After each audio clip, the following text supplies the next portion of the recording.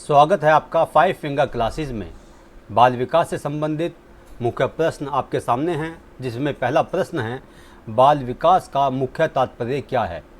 तो बाल विकास का मुख्य जो तात्पर्य है वह 4 ऑप्शन इसमें दिए हुए हैं। केवल शारीरिक वृद्धि, यानी कि बाल विकास का जो संबंध है क्या केवल शारीरिक वृद्धि से है, या मानसिक, शारीरिक, सामाजिक व भावात्मक प्रगति से है, केवल शिक्षा से है, या केवल खेल से है।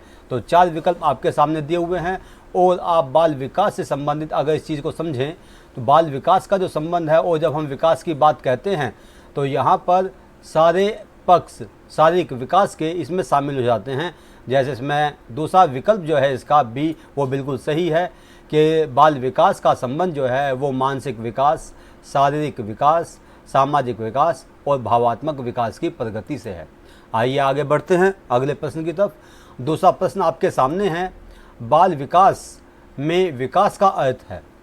बाल विकास में विकास को क्या कहा गया है या इसका अर्थ क्या है। तो पहला विकल्प है शरीर का फैलाव, दूसरा समग्र प्रगति और परिपक्वता, तीसरा वजन बढ़ना या लंबाई बढ़ना।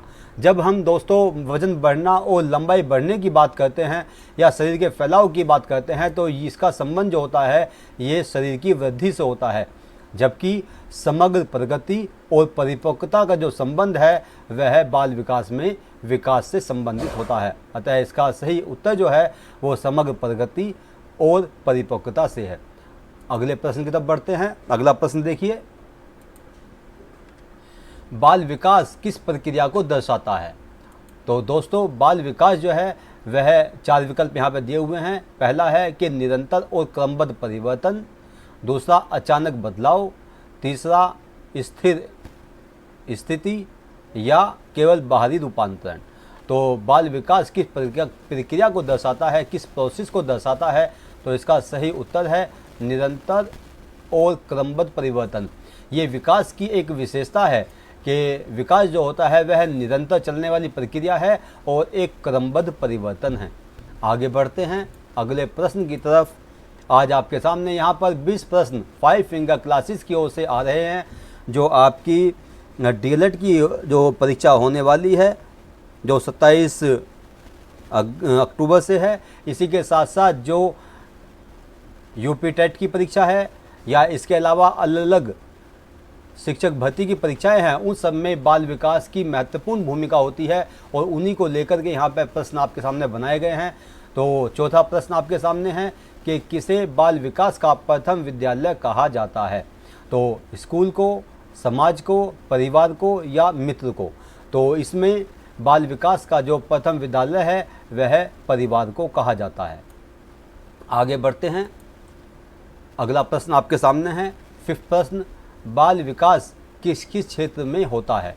तो दोस्तों बाल विकास के जो क्षेत्र हैं ये केवल शैक्षिक क्षेत्र नहीं होता, केवल मानसिक और सामाजिक क्षेत्र नहीं होता, या केवल शारीरिक और मानसिक क्षेत्र नहीं होता, बल्कि बाल विकास का जो संबंध है विकास के सभी पहलुओं से है, सभी पक्षों से है, जिसमें शारीरिक विकास, मानसिक विकास, सामाजिक विकास, भावात्मक विकास, संज्ञानात्मक विकास, भाषा का विकास, व्यक्तित्व का विकास, आध्यात्मिकता का विकास, यानी कि सभी विकास इसमें शामिल होते हैं।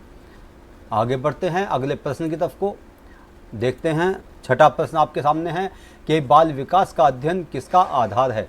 तो बाल विकास का अध्ययन दोस्तों यहाँ पे शिक्षा या व्यक्तित्व निर्माण या सामाजिक संस्कृति या राजनीति। तो बाल विकास का जो अध्ययन है वो किसका आधार है। तो ये आधार है व्यक्तित्व के निर्माण का, यानी कि बाल विकास में बहुत अधिक बल जो दिया जाता है वो बालक के व्यक्तित्व के विकास पर बल दिया जाता है या व्यक्तित्व के निर्माण पर बल दिया जाता है। अगला प्रश्न आपके सामने है कि बाल विकास का सबसे तेज चरण कौन सा है, यानी कि वो कौन सी अवस्था है जिसमें बालक में सबसे अधिक विकास होता है। तो पहला है इसमें किशोरावस्था, दूसरा है शिशुअवस्था, तीसरा है युवावस्था और चौथा है वृद्धावस्था। यहाँ पर जो हमारे विद्यार्थी हैं उनके लिए जानने की ज़रूरत है कि बाल विकास का सबसे तेज चरण, ये 2 चरण आते हैं यहाँ पर। पहला जन्म से लेकर के 3 वर्ष तक की जो अवधि होती है इसमें, और दूसरा होता है जो 12 वर्ष से लेकर के और 15 वर्ष तक का समय जो होता है, यानी कि 12 वर्ष से जो 15 वर्ष तक का समय होता है, इसमें बालक के अंदर सबसे तीव्र गति से परिवर्तन देखे जाते हैं। इसको आप ध्यान रखना। तो यहाँ पे इसका जो सही उत्तर होगा वो शैशव अवस्था होगा, जिसमें जन्म से लेकर के यहाँ पे 5 वर्ष तक की अवधि दी हुई है। और वर्तमान संदर्भ में अगर हम कहें तो जन्म से लेकर के 3 वर्ष तक की जो अवधि होती है उसमें सबसे अधिक वृद्धि और विकास बालक के अंदर देखा जाता है। और दूसरी अवस्था होती है 12 वर्ष से लेकर के 15 वर्ष तक की अवधि। आगे बढ़ते हैं। 5 फिंगर क्लासेस ने बहुत सारी वीडियोस बाल विकास से संबंधित 5 फिंगर क्लासेस यूट्यूब चैनल पर डाले हुए हैं। आप जो है विस्तृत रूप में वहाँ पर भी उनका अध्ययन कर सकते हैं। आगे देखते हैं कि बाल विकास की परिभाषा में क्या सम्मिलित है, यानी कि बाल विकास की जो परिभाषा को अगर हम लें तो उसमें क्या चीज़ आती है। पहला है केवल शारीरिक बदलाव, दूसरा है समग्र और निरंतर प्रगति, केवल मानसिक क्षमता और केवल सामाजिक व्यवहार। 4 विकल्प यहाँ पे आपके सामने दिए हुए हैं। इसमें सही विकल्प है समग्र, यानी कि कॉम्प्रिहेंसिव एंड कंटिन्यूस जो प्रोसेस है वो बालक की यहाँ पे चलती रहती है। इसी को यहाँ पे विकास की प्रक्रिया कहा जाता है, यानी कि विकास एक ऐसी प्रक्रिया है जो बालक के जन्म से लेकर के वृद्धावस्था तक चलती रहती है, उसी को हम यहाँ पर विकास कहते हैं। तो ये समग्र होती है और दूसरा निरंतर प्रगति की ओर अग्रसर होती रहती है। अगले प्रश्न की तरफ चलते हैं। 8वां प्रश्न है आपकी स्क्रीन पर। ये देखिए कि बाल विकास के अंतर्गत मानसिक विकास का आशय है। अब यहाँ पे आपसे पहले शारीरिक विकास संबंधित प्रश्न आए, अब यहाँ पर कुछ प्रश्न जो आ रहे हैं वो मानसिक विकास से संबंध है। तो मानसिक विकास का जो अर्थ है वो किस विकल्प से ज़्यादा घनिष्ठ रूप से संबंधित है, आपको देखना है कि इस बात का ध्यान रखें। जब भी आपके सामने MCQ आए तो वहाँ पे इस बात को देखें कि जो भी कथन दिया हुआ है, जो भी प्रश्न दिया हुआ है, वो इन चारों विकल्पों में सबसे अधिक सटीकता कौन सा प्रश्न रखता है या सबसे अधिक जो है समीपता कौन सा कथन रखता है, उस पर आप ध्यान देंगे। तो मानसिक विकास जो है वो एक ऐसी प्रक्रिया है जो लगातार चलती रहती है, जिनमें ज्ञान, स्मृति, तर्क व समस्या समाधान क्षमता है। दूसरा शरीर की मजबूती, दूसरा विकल्प है समाज में रहना और चौथा विकल्प है स्वास्थ्य सुधार। तो यहाँ पे सबसे अधिक मानसिक विकास की जो बात कथन कहता है वो है नॉलेज, मेमोरी, तर्क और समस्या समाधान या प्रॉब्लम सॉल्विंग। तो यहाँ पर आपको इन चीज़ों को ध्यान रखना है कि कौन सा प्रश्न जो है वो किस कथन के ज़्यादा नज़दीक है, कौन सा सिमिलर है, उस पर आपको ध्यान रखना है। अगले प्रश्न की तरफ बढ़ते हैं। 10वां प्रश्न आपके सामने है। यहाँ पे आपसे पूछा जा रहा है कि मानसिक विकास का सामाजिक विकास का तात्पर्य है। तो सामाजिक विकास का तात्पर्य किससे है? भाषा के सीखने से है, या दूसरों से मेलजोल और तालमेल से है, या गणित सीखने से है, या शारीरिक शक्ति से है। तो यहाँ पर जो सामाजिक विकास की बात आती है, और आपने पढ़ा भी होगा इसके बारे में कि सामाजिक संबंधों के जाल को समाज कहा जाता है। मैकायरन पेज की परिभाषा है ये। तो यहाँ पर सामाजिक विकास उस प्रक्रिया को कहा जाता है जहाँ पर हम सामाजिक व्यवहारों को प्रदर्शित करते हैं। और सामाजिक व्यवहार किस बिंदु पर प्रदर्शित होंगे?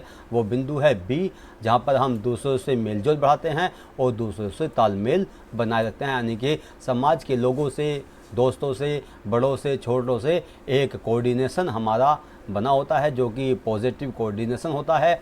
और हम जो है दूसरों के बारे में सोचते हैं, उनके विचारों का सम्मान करते हैं, उनके सुझाव को अनुमोदन प्रदान करते हैं, अप्रूव करते हैं, उनके विचारों को समझते हैं और उनको अपने व्यवहार में डालने की कोशिश करते हैं।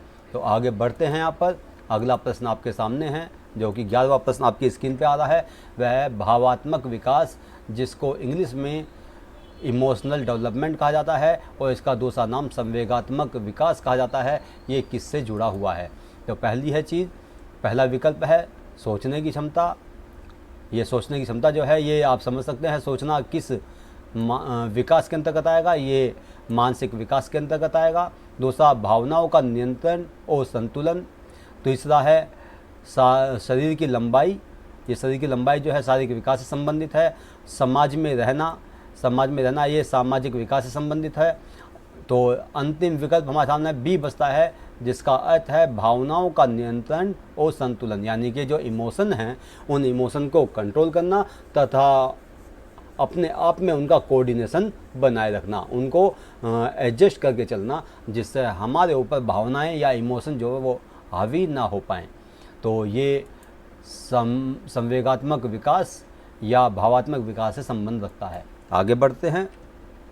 बाल विकास ये एक कथन दिया हुआ है। बाल विकास देखते हैं इन 4 विकल्पों में से किस संबंधित है। पहला है असंगठित प्रक्रिया।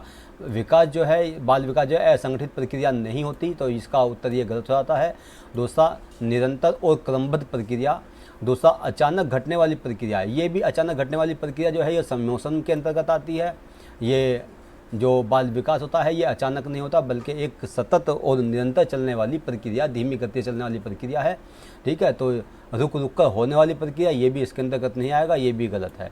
और आपका ये भी गलत है, सही उत्तर है इसका निरंतर और क्रमबद्ध प्रक्रिया। आगे बढ़ते हैं। मुझे उम्मीद है कि आपको ये जो क्वेश्चन दिए जा रहे हैं आपके लिए बहुत ज़्यादा इम्पोर्टेंट सिद्ध होंगे। आपकी परीक्षाओं में एक ना एक प्रश्न आपका जरूर आएगा।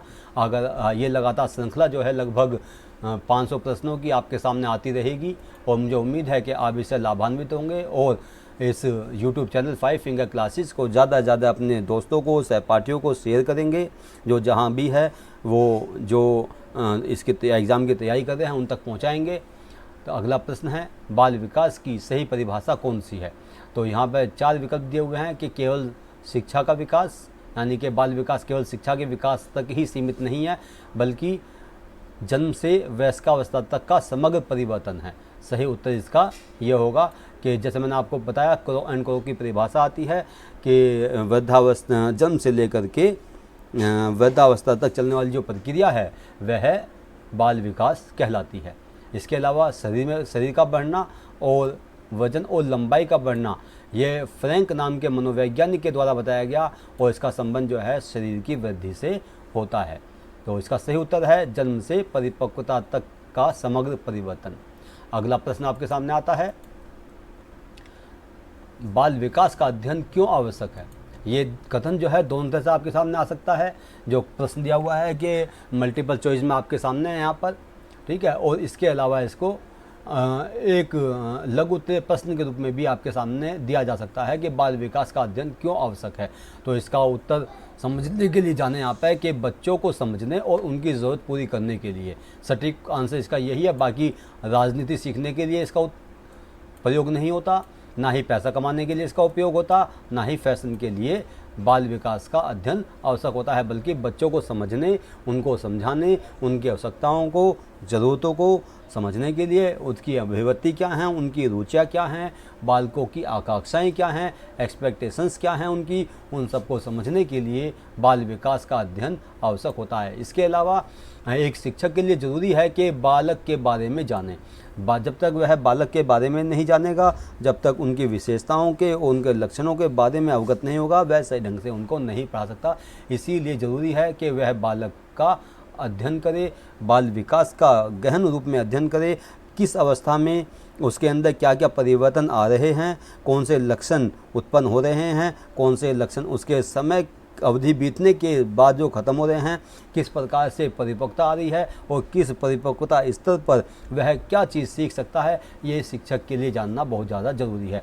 इसीलिए बाल विकास का अध्ययन इसलिए बाल विकास का अध्ययन आवश्यक है, और मैंने इसको आपके सामने डिटेल में बता दिया, और आप इसको ध्यान रखेंगे। क्वेश्चन ये लगभग 90% ये क्वेश्चन इस तरह एग्ज़ाम में आ जाते हैं। अगले प्रश्न की तरफ को बढ़ते हैं। 15वां प्रश्न आपकी स्क्रीन पर है कि भाषा विकास का संबंध है। तो भाषा विकास का संबंध किससे है? बोलने और लिखने की क्षमता से, शारीरिक शक्ति से। शारीरिक शक्ति का संबंध इससे नहीं हो सकता, आप सब समझ सकते हैं। समाज से अलग रहने से, ये भी नहीं हो सकता, ये भी गलत है। इसके अलावा वजन बढ़ाने से, इसका संबंध जो शरीर की वृद्धि से है, ये भी नहीं हो सकता। तो किससे हो सकता है? बोलने और लिखने की क्षमता से। ठीक है। तो भाषा विकास का जो संबंध है वो बालक के बोलने और लिखने की क्षमता से है। ये भाषा विकास जो है, इस पर मैंने एक पूरा वीडियो बनाया हुआ है 5 फिंगर क्लासेस पर जा कर के आप अगर वीडियो सर्च करेंगे तो वहाँ पर आपको भाषा विकास पर पूरा का पूरा वीडियो, जिसमें नेम चॉम्स्की का भाषा विकास सिद्धांत दिया हुआ है, वो आपको समझने को मिलेगा। आप ज़्यादा से ज़्यादा वीडियो को शेयर करें, इसको लाइक करें और सब्सक्राइब करें। आगे बढ़ते हैं।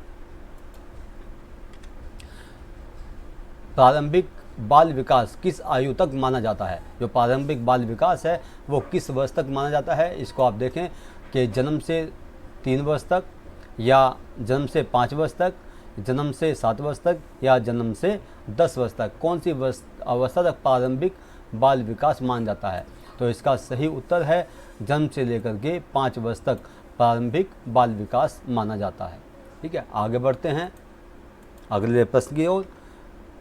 ये प्रश्न आपके सामने, बाल विकास में आनुवंशिकता का योगदान क्या है? तो बाल विकास में, यानी कि बहुत ही इम्पोर्टेंट कथन है ये, एक प्रश्न है आपके सामने कि बाल विकास में आनुवंशिकता, यानी कि बालक के विकास में आनुवंशिकता का और साथ साथ वातावरण का, दोनों का बहुत महत्वपूर्ण योगदान होता है, हेरिडिटी एंड एनवायरनमेंट। इस पर भी मैंने एक वीडियो बनाया हुआ है, आप वहाँ से इसको समझ लें अच्छी तरह से डिटेल में। यहाँ पे तो केवल एक क्वेश्चन के रूप में आपके सामने आया हुआ है कि हेरिडिटी का क्या योगदान बालक के विकास में है। तो पहला देखते हैं विकल्प, सामाजिक व्यवहार, दूसरा है शारीरिक और मानसिक क्षमताओं की मूल संरचना, तीसरा है विद्यालयी शिक्षा, और चौथा है पर्यावरण। तो इसमें जो सही उत्तर है वह है शारीरिक और मानसिक क्षमता की मूल संरचना।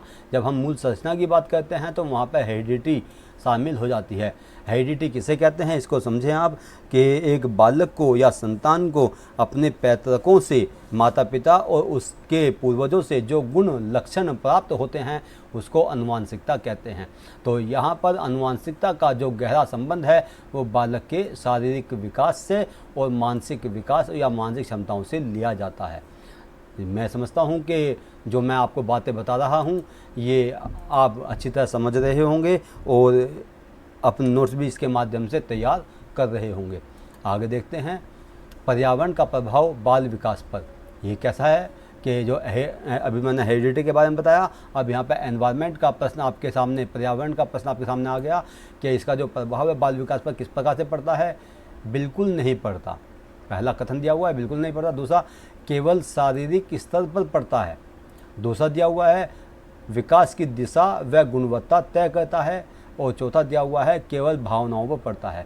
तो इसमें 3 विकल्प गलत हैं। पहला ये गलत है, दूसरा केवल शारीरिक विकास पर होता है, ये भी गलत है, केवल भावनाओं पर पड़ता है, ये भी गलत है। बल्कि सही उत्तर है कि विकास की दिशा और गुणवत्ता तय करता है, यानी कि हेरिडिटी जो है, पर्यावरण जो है वो बालक की विकास की दिशा और गुणवत्ता को तय करता है।